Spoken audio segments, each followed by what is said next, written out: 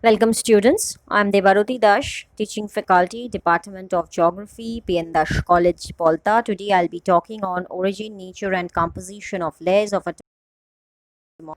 Sem 3, Geography Honors students. Definition of atmosphere. By definition, atmosphere is an envelope of gases which surrounds the earth. It inseparable from the earth as earth is having gravitational pull. Origin atmosphere started to for the origin of the earth about 4 to 5 million years ago. Initially, earth was a molten mass with a temperature of about 8,000 degrees Celsius.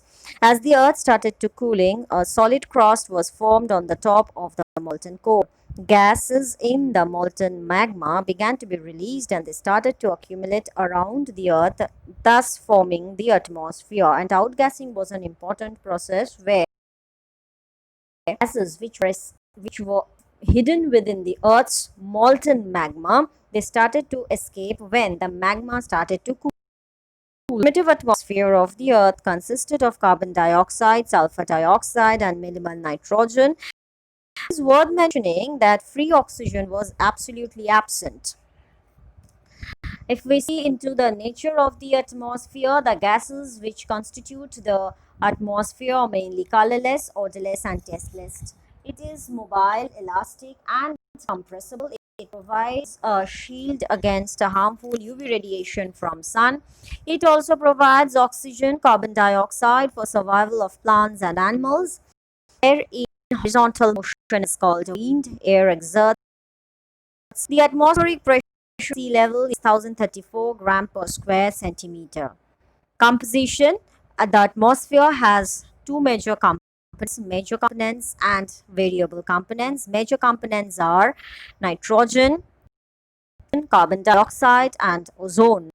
Nitrogen constitutes about 78% of the atmosphere. It does not enter into bonding with other substances, and that's why a very important role in the atmosphere. It's about 21% of the atmosphere. It is prerequisite for life on Earth. It helps in combustion. Carbon dioxide, it consists of 0.0391%. It has the ability to absorb the emitted energy from the earth, but it allows the incoming solar radiation to pass through it easily, increasing the temperature of the atmosphere, absorbing the emitted energy from the earth's surface. And earth is a black body. Ozone, it is also very important as it helps to absorb the harmful UV radiation which is incoming solar radiation. This is a diagram which shows the component atmosphere and their fractional and their percentage values also. And the variable components are mainly water vapor, and vapor is by volume 4%, and it is very important as it helps on the formation of cloud and simultaneously formation of the precipitation. And it also absorbs and releases heat. The latent heat is a hidden heat, and this latent heat is the driving force for the storms. Aerosols, they are the solid and liquid particles suspend in air. It includes sea salts, pollen grains, sown in air, soothed in air. Structure of atmosphere, troposphere. In this layer we are leaving, clouds are forming, weather is changing. And here we find that this word derived from a Greek word which is tropos, meaning mixing or turbulence. And as we see that at the poles the height of troposphere is 8 kilometers, at the equators it is about 16 kilometers. Clouds, cyclones, thunderstorms occur in this layer owing to the presence of water vapor and air. Increasing height, the temperature decreases at elapsed rate about 6.5 degrees Celsius. Tropopause, it is the topmost layer of troposphere and it separates troposphere and stratosphere. We find that lowest temperature in the entire troposphere are found not above the poles. Tropopause is characterized by sharp temperature inversion. The height of tropopause varies with season. This is which shows the layering atmosphere on the basis of their temperature. It begins at the top of the tropopause.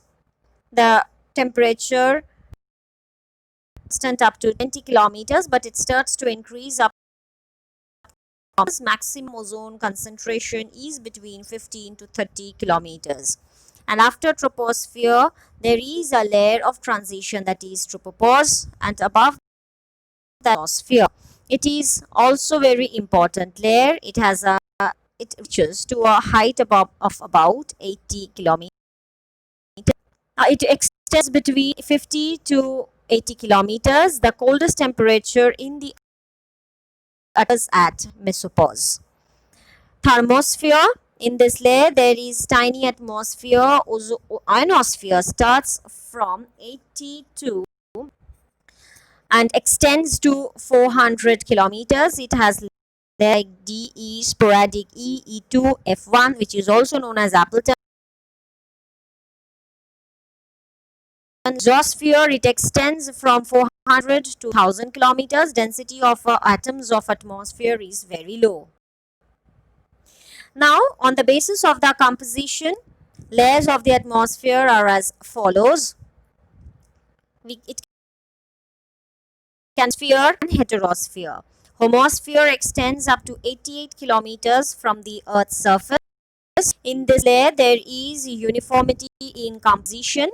It includes troposphere, stratosphere, and mesosphere. Heterosphere.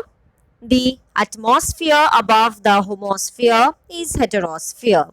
It is also referred to as thermosphere at times. Here, the composition of gases is heterogeneous, meaning we find different composition of the gases, not a single, or there is an uniformity as is found in the homosphere. Now let us see the questions. Define atmosphere, which has been given in the second slide. Definition of atmosphere. What are the components of atmosphere? That has also been given, major components, variable components. We need to describe both of them here. Next question. Describe about the different layers of atmosphere in brief. Now, as it's being written, so is being given in the slide also, that there are the troposphere, tropopause, stratosphere, stratopause, thermosphere, mesopause, thermosphere, exosphere. We need to write all these layers and we need to draw the diagram. Write about the origin and nature of can also be written.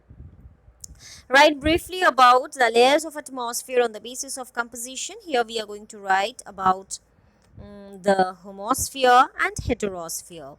As it's we need to write here just the homosphere and heterosphere as it is being described in the slide.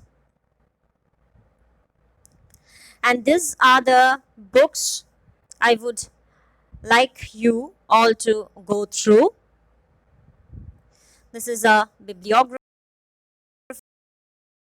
and I would like that you go through the slide properly and try to answer the questions. And along with this presentation, you will find a document in the description. And with this, I would like to say thank you to all my listeners for their patient hearing and I would look forward for the same in the coming presentations and videos of mine. Thank you.